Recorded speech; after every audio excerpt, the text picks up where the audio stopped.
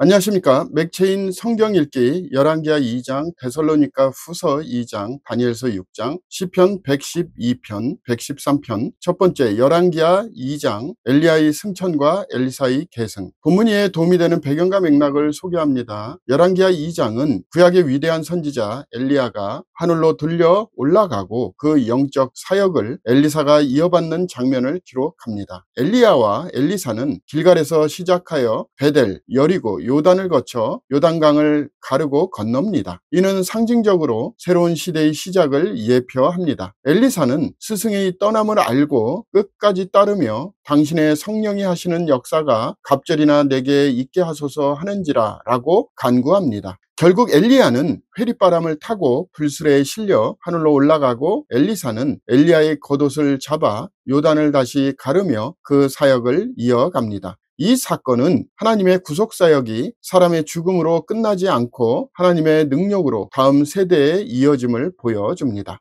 본문의 중요 구절을 소개합니다. 열왕기하 2장 9절 11절. 건너매 엘리야가 엘리사에게 이르되 나를 내게서 데려감을 당하기 전에 내가 네게 어떻게 할지를 구하라. 엘리사가 이르되 당신의 성령이 하시는 역사가 갑절이나 내게 있게 하소서 하는지라. 이르되 내가 어려운 일을 구하는도다. 그러나 나를 내게서 데려가시는 것을 내가 보면 그 일이 내게 이루어지려니와 그렇지 아니하면 이루어지지 아니하리라 하고 두 사람이 길을 가며 말하더니 불수레와 불말들이 두 사람을 갈라놓고 엘리야가 회오리 바람으로 하늘로 올라가더라. 본문을 적용하는 데 도움이 되는 가이드라인입니다. 오늘날 우리는 하나님의 일꾼이 사라져도 그분의 사역은 멈추지 않는다는 사실을 기억해야 합니다. 하나님은 시대마다 새로운 사람을 일으켜 자신의 일을 이어가십니다. 또한 엘리사의 겸손한 구함처럼 우리는 세대 간의 신앙 전술을 소중히 여기며 성령의 능력을 구해야 합니다. 하나님의 사명은 결코 중단되지 않습니다.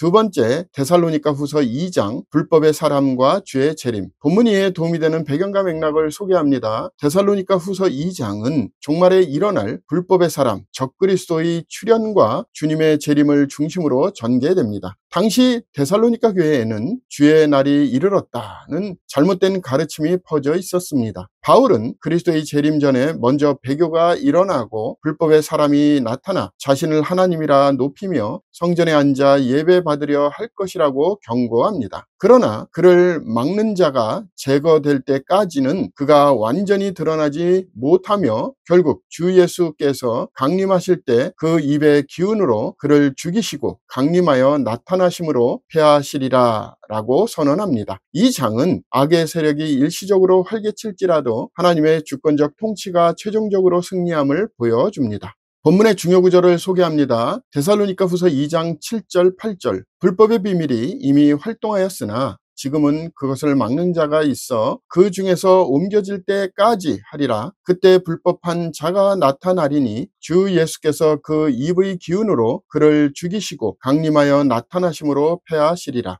본문을 적용하는 데 도움이 되는 가이드라인입니다. 오늘날 우리는 세상의 혼란과 거짓된 영적 세력에 흔들리지 말아야 합니다. 그리스도의 재림은 반드시 오며 악은 결국 그분의 빛 앞에 무너질 것입니다. 우리는 두려움이 아니라 소망으로 살아야 합니다. 하나님은 지금도 세상의 불법을 억제하시며 자신의 때에 모든 것을 심판하십니다.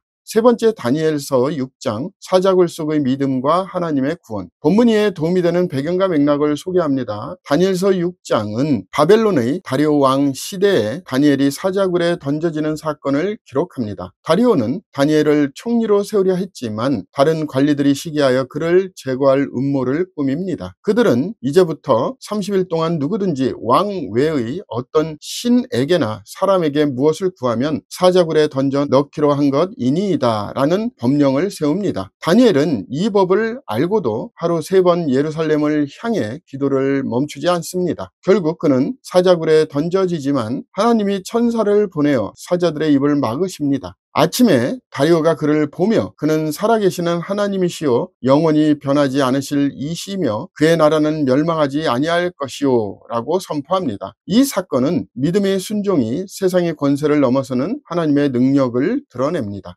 본문의 중요 구절을 소개합니다. 다니엘서 6장 10절. 다니엘이 이 조서에 왕의 도장이 찍힌 것을 알고도 자기 집에 돌아가서는 윗방에 올라가 예루살렘으로 향한 창문을 열고 전에 하던 대로 하루 3번씩 무릎을 꿇고 기도하며 그의 하나님께 감사하였더라. 본문을 적용하는 데 도움이 되는 가이드라인입니다. 오늘날 우리는 신앙의 자유가 제한될 때에도 믿음을 굳게 지켜야 합니다. 세상의 압력보다 하나님의 말씀에 순종하는 것이 참된 경건입니다. 기도는 위기 속에서도 믿음을 세우는 영적 숨결입니다. 하나님은 우리의 믿음을 보시고 사적을 같은 현실에서도 건져내십니다.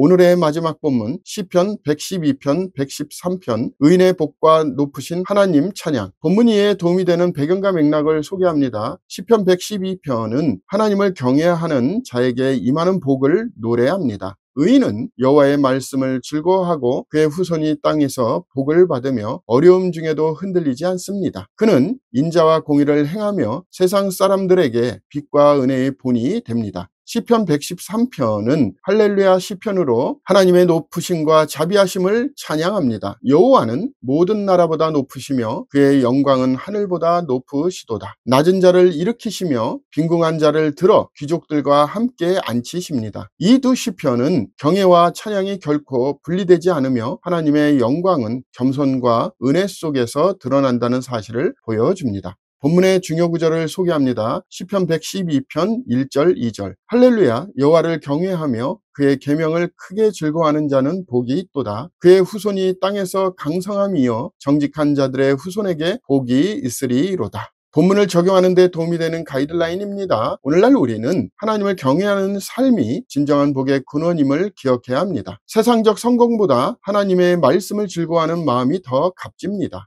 하나님은 낮은 자를 높이시며 겸손한 자를 통해 자신의 이름을 영화롭게 하십니다. 찬양과 경외는 참된 믿음의 열매입니다.